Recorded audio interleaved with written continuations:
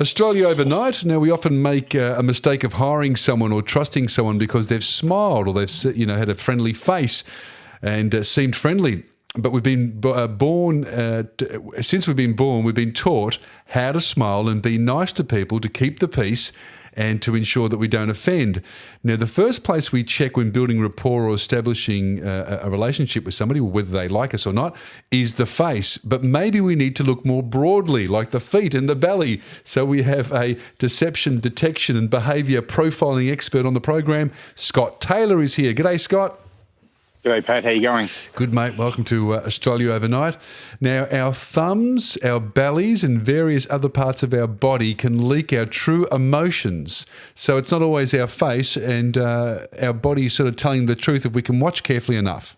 Yeah, exactly. And the thing is, the first place that we gravitate to, that we look, is the face to see. We look at eye contact and the smile and these sort of things. And sadly, they're the things, like you mentioned earlier, that we've all had that bad present. We've been told to smile, it's nice, or had dinner at a family, like a gathering where we've had to sort of say, hey, no, just say that you like it. But our bodies definitely leak some true elements. And the feet, for example, are probably the most honest part of our body.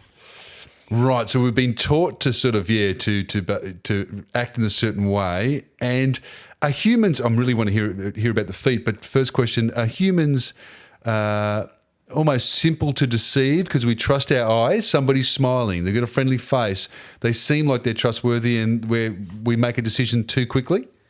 That's a great question. And you mentioned early on as well, even about from recruiting, it's made even worse at the moment because you've got people doing their resume with ChatGPT and their covering letters, and small business and individuals today don't really know if the people sitting across the table for them is who they are on paper. So you're right, the smile and eye contact and things that we see, we can take for granted, and there's so many other elements. So I mean, you mentioned the feet, but what happens with our hands, even things like when we duck our chins, because we've got what we call 3 power zones, one being our chin, one being around our belly button area, and the other being the groin. And when people are honest and they're confident, they have those open and we can see those. So that's why you see politicians standing there with the open stance they've been told to do. But it also means if you watch somebody in there doing their first high school presentation, they'll stand up and they'll clasp their hands together over their groin area.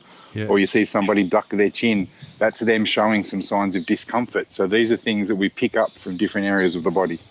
So you're watching and sort of maybe joining the dots and creating a picture, because somebody might be nervous, as you say, so they're clutching their hands or they're acting in a certain way. Doesn't necessarily make them a bad person, but it's just a bit of a window into what you're dealing with. Oh, Pat, I'm so glad that you said that, because the thing is, looking at clusters is so important, because some of the old myths are if somebody's not making eye contact or they're looking up to the right, then they're lying, or if they're folding their arms, they don't want to be releasing anything. And the thing is, they could be folding their arms because they're cold or they've got a sore arm. Right. And so that's why we look at those clusters that you said, which is 100%. So we look at, for example, if somebody is having a discussion with us and we get to a situation that might be a bit sensitive, we might see that they'll start turning their body slightly away from us, which is what was called ventral denial. They may duck their chin at the same time, right. And even their blink rate might change. And this could be indication that whatever we've spoken about has sparked some real discomfort in them. So that's why we pick these things up. Right. So that's why you mentioned the feet. If the feet sort of being turned away from you, that's a bit of a sign that they don't want to be around you or don't like you. Yeah, and the thing is, after hearing this, and your listeners will probably try this the next time they're out at a shopping centre, next time when you're out and you're going through a shopping centre and you see somebody that you know and they stop and you see that people turn their upper bodies towards you and having a conversation, quickly look down and see their feet. And you'll notice with a lot of the conversations for people that you walk past, their feet are still pointing in the direction that they want to go. So they only want it to be a quick conversation, but it can drag on for some time. So, looking at the feet can give a lot of intention. If it could be pointed towards the door or the direction that they want to go. Also, in a group, if people are having a conversation in a group, you'll see often that one of the feet is pointed out and towards the socially strongest influence out of the group as well. So, the feet tell us a lot. The body doesn't lie, Scott. Is that basically right? We can say words, we can do things with our face, but the body will reveal the truth if you watch closely enough. Exactly. So between these little things about, like I said, changes in blink rate, what happens with our thumbs sliding under our hands, those sort of things as well that sow tension. I mean, the words are very powerful as well, the words we select and the ordering of the words. Right. But there's so much beautiful information around like the body and face if we really look for it. Australia Overnight, we have deception, detection and behaviour profiling expert Scott Taylor on the line talking about how, well, your feet can how somebody's feet could sort of determine how they feel about you or different body parts. So this plays into a romantic relationship too, Scott, where we want to know if the other person fancies us or likes us. We can watch, this thing about they touch their hair or they touch their earlobe. Is that all okay? Another great question. So, I mean, some of the things, whether it's from a personal relationship or even in a business dealing when we're trying to negotiate as well, when people are negotiating, you'll see that they might straighten their shirt up or they might touch their hair and others. That's what we call hygiene gestures, and people do those sort of things when they want to put forward to the best version of themselves because it's important to them. That could be for a relationship or from a business perspective as well. So yeah, we do that. But there's other indicators as well. If, for example, somebody's half taking their shoes off as well and being a bit playful, right, that shows that they're relaxed. The body won't let them get in these sort of circumstances if they have some concern or they don't feel comfortable. So that's why we get to see all these indicators. Boy, there's a lot to think about there, Scott. I guess the clusters is the way to go. I'm thinking about something in recent times where I went somewhere with some old school friends I haven't seen for a while. And I don't know whether I was liked or not by one or particular people. When they're very quiet and don't engage and just sort of switch off, but they could be just shy. I mean, it's hard to. So, are you more skilled at this than the average person because you've trained in it, or can we all learn how to really read the room and get a bit of a sense of what's going on? I mean, everybody can pick up these skills, and I give some of these skills during sessions and training programs to people in healthcare and retail that want to know if there's conflict circumstances arising, or in just the leaders trying to build confidence and rapport and influence.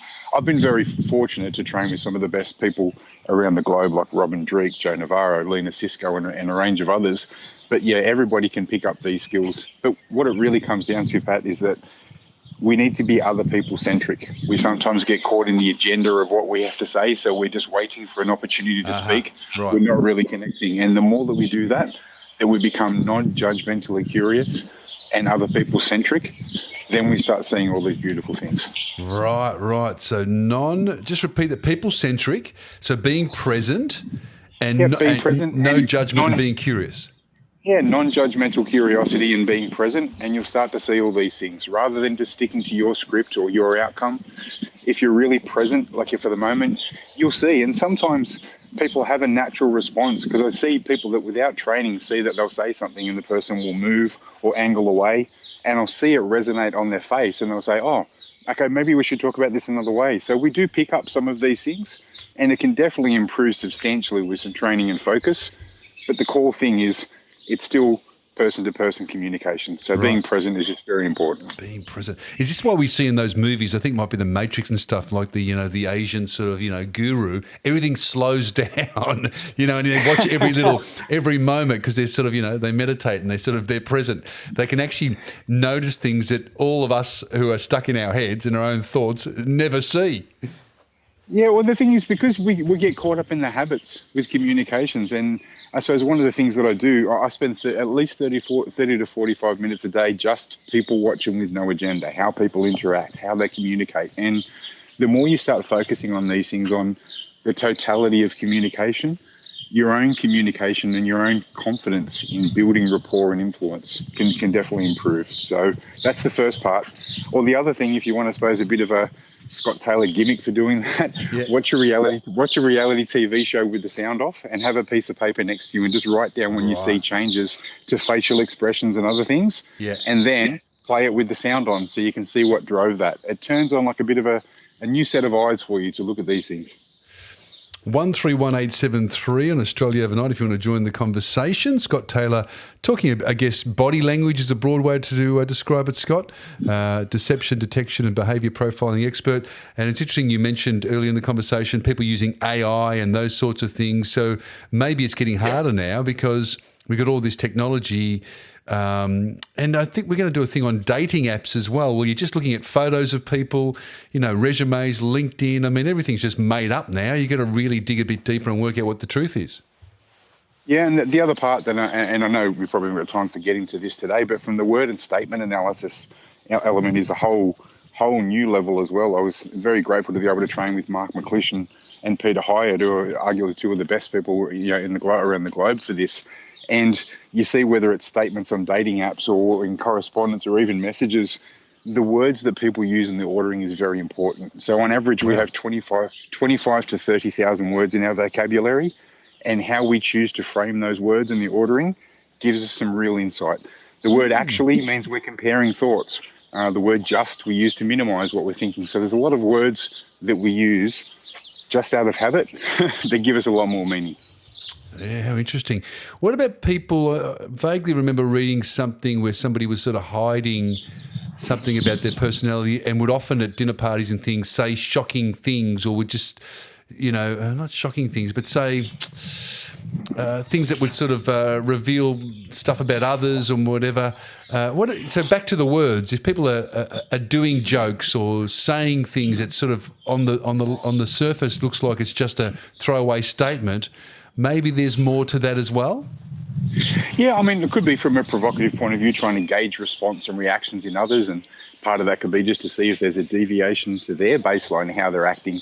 But I mean, the word analysis just tells us so much. I mean, probably one of the most famous sentences that we've heard, to give you some insight on, is, "I did not have sexual relations with that woman." Right. Now, just on that sentence, the fact that former President Clinton would use the word didn't as part of his baseline regularly. We didn't have this on the agenda. We didn't support that.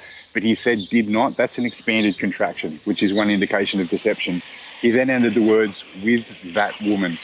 That is distancing language. So trying to distance himself. So that woman, Monica Lewinsky, in other words, over there, I didn't do it. I had nothing to do with it. Yes. So very cold. And the compressed lips, the duck chin that we mentioned before, furrowed brow, all these sort of things. So we saw the physical, but just from the word ordering and word selection gives some real insight.